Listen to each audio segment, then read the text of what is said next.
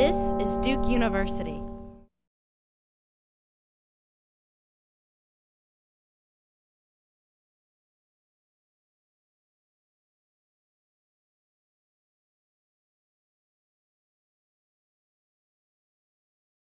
Okay, so no technology, I'll just Partha, which refers to the rules governing the seclusion and veiling of women in South Asia, is slowly yielding to the impact of women's education and the women's education and family planning programs. Hundreds of village women appear at the academy every week now, often with their faces uncovered. The picture is changing from the shy, burqa-shrouded, non-communicative village woman of yesterday to the serious and articulate woman of tomorrow.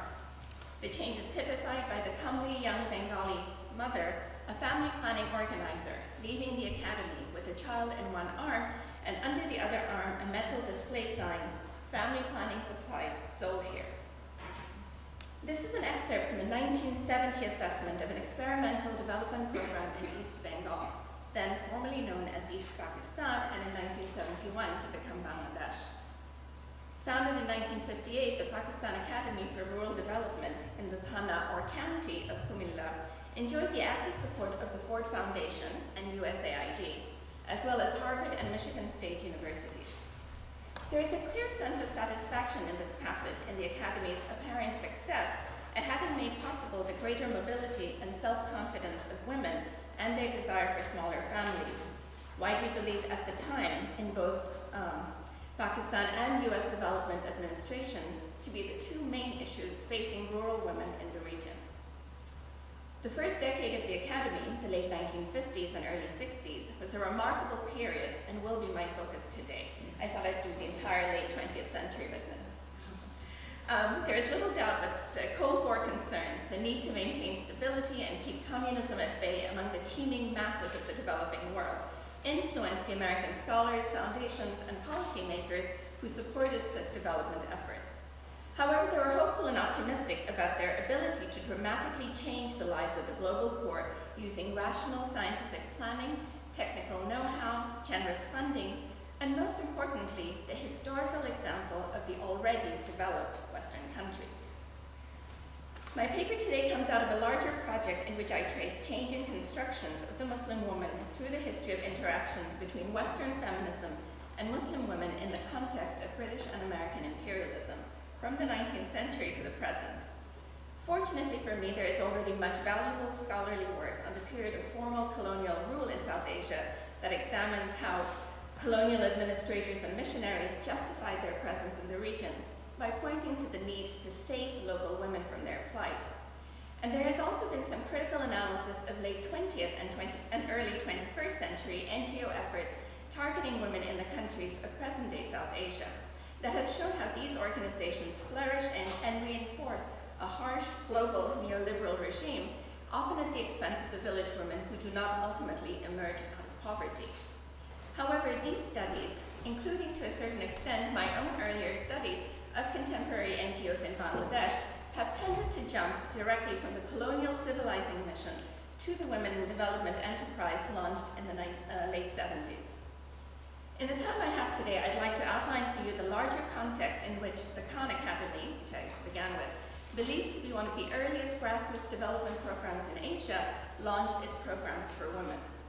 This period was marked by intense struggle within the then united Pakistan about how to define the country's identity and future, by Cold War preoccupations with security and stability, and the ascendance of modernization theory and ideology, by Third World liberation struggles, by the civil rights movement, by student protests, and by the emergence of the second wave feminist movement. I'm going to move this because it's A closer look at this period highlights important continuities and disjunctures with colonial efforts to improve women's lives, as well as late 20th century development efforts. East Pakistan is an interesting case study because of Bangladesh's more recent prominence in development studies. Henry Kissinger dismissed the country as an international basket case at the moment of its birth in 1971 because of its relentless floods, famines, cyclones, and poverty. But Bangladesh went on to earn international renown with BRAC, the largest NGO in the world, reaching over 126 million people, and Grameen Bank, which won the 2006 Nobel Peace Prize for its microfinance work among women. To cite a November 2012 Economist article, Bangladesh continues to puzzle pundits with its combination of economic disappointment and social progress. Finally, Bangladesh is the third largest Muslim country in the world, yet doesn't often factor into analyses of gender in Islam or the Muslim world. What I hope to show today is that first, modernization ideologies seemed to permeate all aspects of the US-Pakistan relationship in this period, from support for the military government down to the Peace Corps volunteers sent there. Yet, Western efforts targeting Bengali women in the early 1960s were significantly different from the civilizing mission discourse of the colonial period, because the goal was no longer to destroy the local culture through religious conversion or imperial pillage in order to save the women. Grassroots workers, for instance, displayed an unexpected cultural sensitivity in their work. My second conclusion, the women of Pakistan were identified as, but generally not targeted as, Muslim women. In other words, being Muslim at that time was no greater obstacle than being of any other traditional culture. And the assumption was that with modernization would come secularization for everyone. This is in sharp contrast to the rhetoric about saving Muslim women that has accompanied the revival of modernization ideology with the invasions and occupations of Afghanistan and Iraq. The simultaneous independence of India and Pakistan in 1947 coincided, of course, with the start of the Cold War, and the departing British were quickly replaced with competing American and Soviet interests in the region. As the Soviet Union began to project itself as an ideal model for new states and to follow up with generous aid to countries like Egypt and Indonesia, the United States felt compelled to demonstrate that development along liberal capitalist lines could alleviate poverty and raise living standards at least as fast as revolutionary and Marxist alternatives. And thus began the rise to prominence of modernization theory. The most widely cited text of modernization, of course, is economist Walt Rostow's 1960 book, The Stages of Economic Growth, significantly subtitled A Non-Communist Manifesto.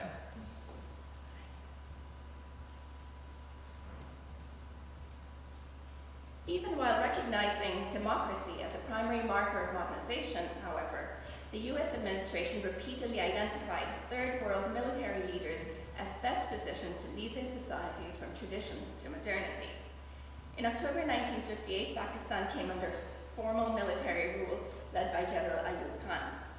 A coup in Iraq just a few months earlier had already alarmed the US administration of the threat posed by Soviet influence in the Middle East, so the US rushed to bring Ayub Khan into its camp, leading to Pakistan's meteoric rise as a strategic US ally and a front in the war against communism. Moreover, according to historian Andrew Rutter, officials in the Eisenhower and Kennedy administrations related to Ayub Khan and other Pakistani leaders in a way that they didn't with the Indian leader Nehru. Rutter attributed this to a shared love of alcohol, golf, and the military. Increasingly aligned with the American Cold War agenda and foreign policy, Ayub Khan brutally suppressed the progressive left position within Pakistan, as well as demonstrations of popular solidarity with the liberation struggles in various countries from Algeria to Vietnam, with negative implications for local progressive alternatives to the US-led development model. So it was in this context that the Kumilla Academy was established in 1958.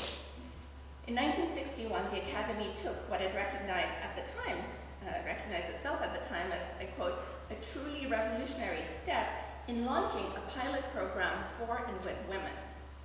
Keep in mind that there would be little formal academic or official interest in women and development until the 1970 publication of Women's Role in Economic Development by the Danish economist Esther Bosrup, so a good decade later.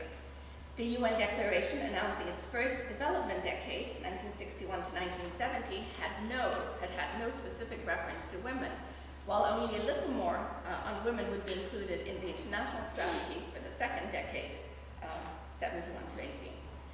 Modernization theory, after all, relied on the assumption that the benefits of development would trickle down from men to women and from the wealthier to the poorer. In 1961, the Academy brought in 3 government workers to work on the women's program. They joined the only woman on the staff at the time, an American librarian who was there to train the Academy's librarian as part of her contract with Michigan State and the Ford Foundation.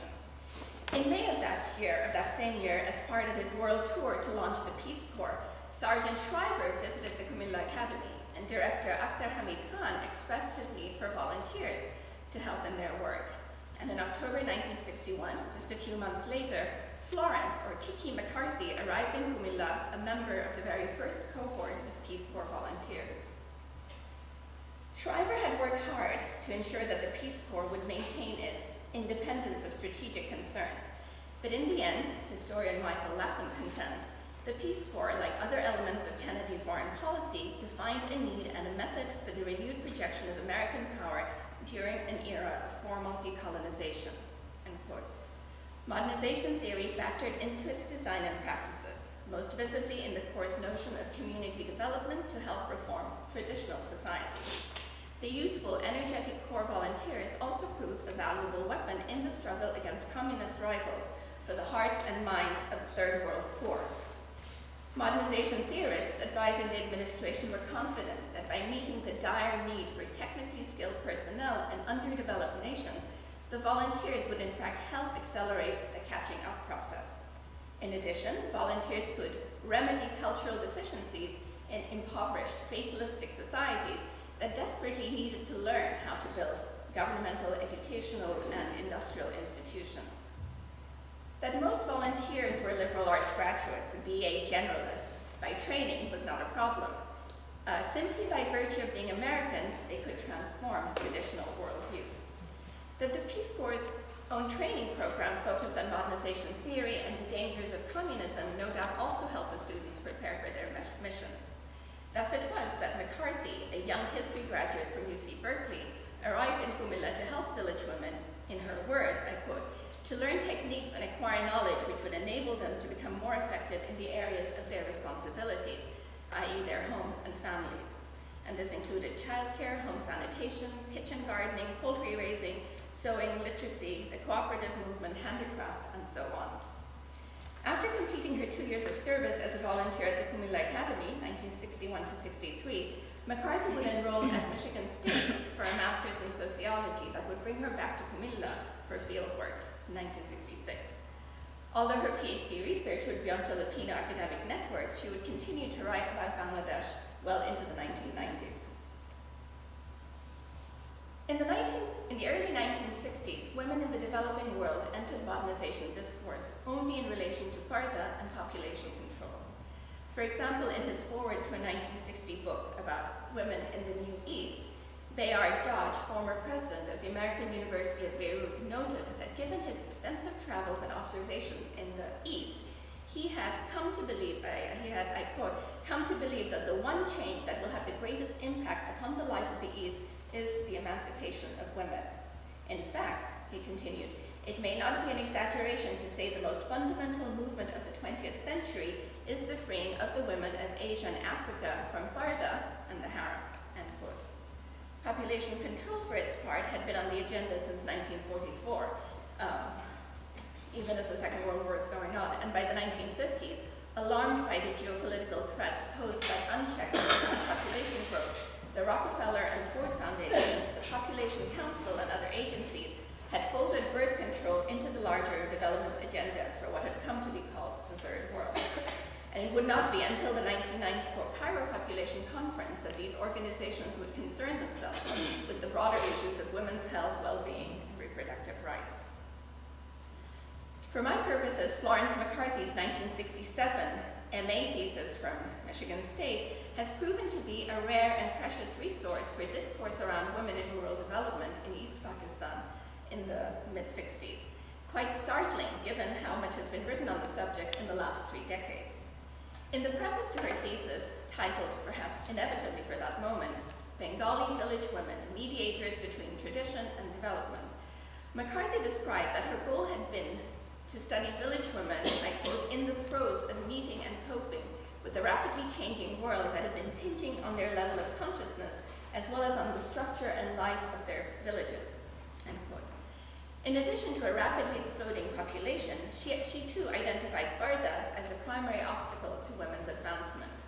The strict practice, she wrote, affected all aspects of women's lives, as they are less educated, less able to go out and experience the outside world, or contribute to the family income, or have the positions and rights in regard to inheritance and property that women have in most other cultures, end quote.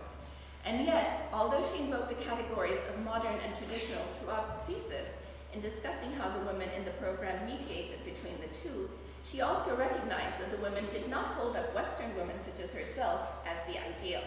Rather, she concluded that the changes the women in the program sought were to approximate the ideal Muslim woman: greater mobility, access to education, work opportunities, but all within the bounds of modest dress and behavior. And these views were echoed in the pages of the weekly women's magazine Geopolitics. Founded in 1947, the magazine actively encouraged articles and letters from women on a wide variety of topics, and they wrote with enthusiasm. In the late 1950s and early 60s, many Bengali women were preoccupied with family law reform. The Muslim Family Law Ordinance finally passed in 1961 with several provisions that women activists had demanded, such as restrictions on polygamy and child marriage, but of course also many compromises with those who opposed such changes. The subject of parda, however, specifically the strict form practiced by middle and upper-class Muslim women, was also discussed heatedly and at length in Begum throughout the 1950s. The debate concluded with the position that the practice needs to be modified, but not discarded. The concerns expressed had less to do with actual dress than about mobility and access to educational and employment opportunities. There were also regular pleas to ameliorate the plight of oppressed village women. For instance, a letter to the magazine from November 1959 reminded the educated sisters of their responsibilities vis-à-vis the less fortunate rural women. I don't know yet, but would like to find out, the extent to which McCarthy and other staff members of the Academy were aware of and influenced by feminist ideas in Pakistan or in the United States. The discussions in the magazine Begum confirmed that Pakistani women had long been articulating what they considered to be obstacles to their own desires to study, work, and lead meaningful lives, Barda and family law, and mobilizing to effect change. 1963, the year that McCarthy finished her Peace Corps duty and returned to the US, saw the publication of The Feminine Mystique. In fact, last month marked the 50th anniversary of that book.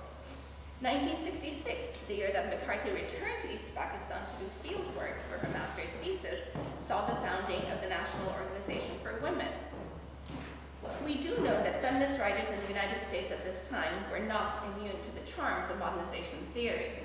Thus, sociologist Alice Rossi, in her 1964 Daedalus article called Equality Between the Sexes, an immodest proposal, drew on recent social science research to argue that, I quote, traditional conceptions of masculine and feminine are inappropriate to the kind of world we can live in the second half of the 20th century. End quote. She felt justified in expecting equality between the sexes given, I quote, the level our industrial society has now reached. So she felt that with increased modernization, women's rights should grow. And why hadn't it happened in the US given that, you know, we had achieved modernization?